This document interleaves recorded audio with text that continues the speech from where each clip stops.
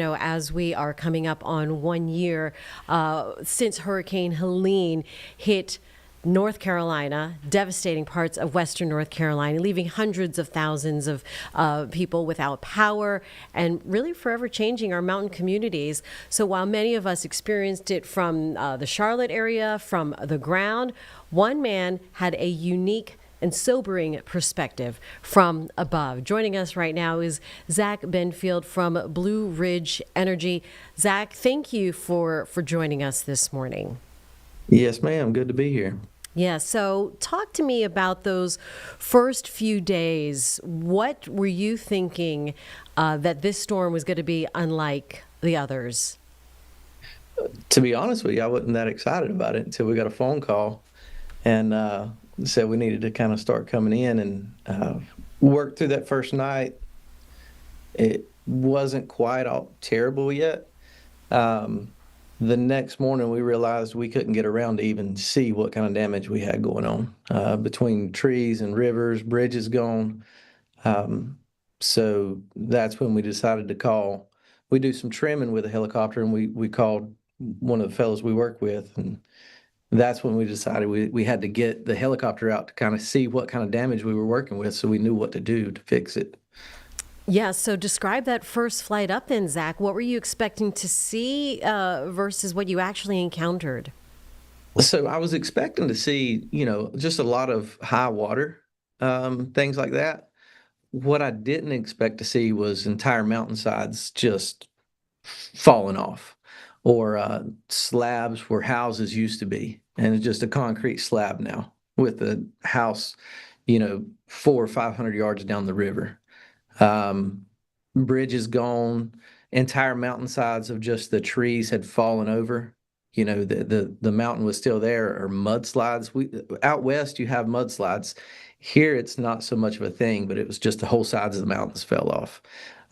It was eye opening for sure.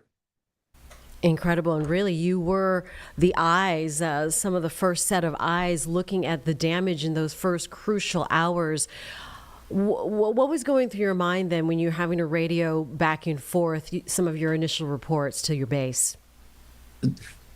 To be honest, I didn't know where to start. You hit something like this that you've never seen before, and you don't know where you can kind of start as far as getting the power back on. Obviously, we had to start with transmission lines that we had knocked out.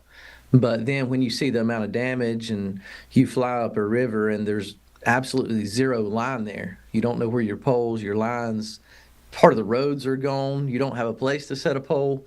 Um, it's you just kind of come together and try to figure something out then. But it was very eye opening to know what kind of wall we were up against on that, because it was a lot more than anybody expected.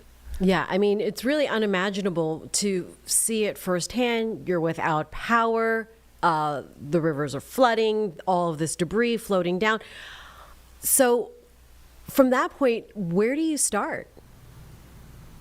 You start on your transmission lines, get those back together so you can have power to your substations, right? And then you work out from there. You start with your three-phase lines to get the most bang for your buck, as far as, I guess, bang for your buck. Get the most members on at one point in time. So you start working on those and then work on your bigger taps. There was a lot that was going to take some engineering to figure out where to put lines and things like that. We had some very good employees that just hammered that out. And just bring in help, because there was so much line that we needed to cover and so many outages.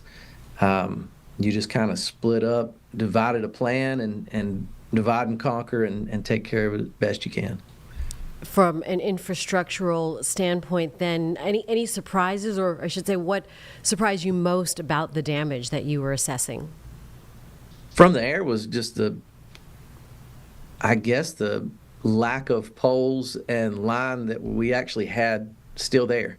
In certain areas, there would be, a couple miles of line that were gone.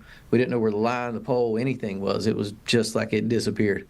I think there was one place that we got to the bottom of it, and we had talked to them, and we told them we saw a couple poles that had washed down the river, and there ended up being like 16 poles that had jammed up in a log jam. And they were all just right there, and there was nothing up the river ahead of that. So everything that you had to rebuild was pretty well brand hammer new. That was surprising. The fact of places where the whole road and mountainside washed off, and you had to find a place to put poles back. That was another thing that was it was going to be new to us, and it was very surprising to see things like that you didn't really know was going to happen, and you had to figure out how to navigate that. Incredible. Flying over the communities that you know so well from the ground, how has that changed your perspective 1 year later now? So a lot, used to you would see things on the news and go, man, I feel bad for those people, or that's got to be tough. And then you didn't really think about it again. But when it happens in your own community, and you know what it looked like before, and you see it after, then you go, now I know what those people are going through now. I kind of have a more of a feeling for anything that you see on TV or the news now that's in other areas, because it actually happened here. And to see those communities rebuilding and kind of come together, that's a good thing. And we've gotten a lot of that back as far as the communities coming back together and working things out. Yeah, that is great to hear. And that's what the experience teaches you, right? The history and looking back, and how do you move forward? What has that experience taught you and the company and Blue Ridge Energy, the approach now, approaching emergency planning? Has it changed your approach? As far as mine, not so much. And as far as ours, it was surprisingly how resilient we were, to be honest, for the amount of damage that we had. And, we were the amount of time that we had everybody out that you could restore power to, if the house was still there, was very surprising to me after seeing the damage that we was able to get it back that fast. There was also all the time things that you can tweak and look back and change a little bit here and there. But for the most part, I think our response plan was pretty well spot on.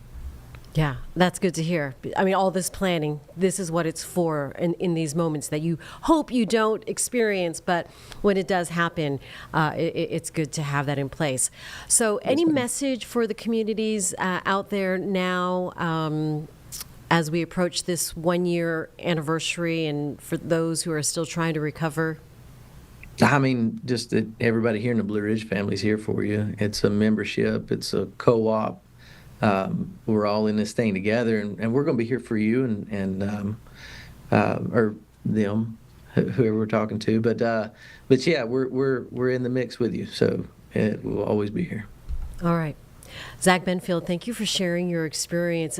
Interesting perspective of having to work it, live there, be part of the community, and then be one of the first to witness all of the damage done. Thank you for your time this morning.